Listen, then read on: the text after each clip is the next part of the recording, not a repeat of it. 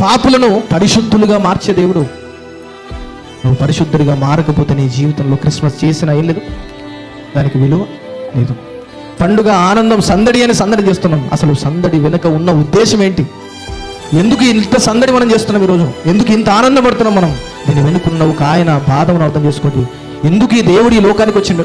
మన జీవితాలు ఏం చేయడానికి? మార్చడానికి, మన బ్రతుకులు మార్చడానికి, మన జీవితాలను అనేకమైన కొత్త జీవితాలుగా తీర్చిదిద్దడానికి వచ్చిండు. కుటుంబాలను కట్టడానికి వచ్చిండు.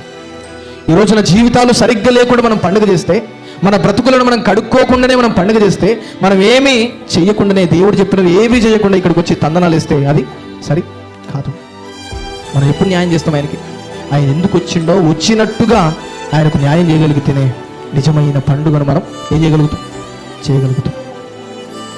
దేవుణ్ణి ఆనందపరచలేని ఈ క్రిస్మస్ పండుగ దేనికోసం? అవసరమా? మనం ఏ దేవుడి కోసమైతే ఈ పండుగను చేస్తున్నామో ఆ దేవుడే ఈ పండుగ వల్ల ఆనందపడకపోతే ఇది పండుగనా?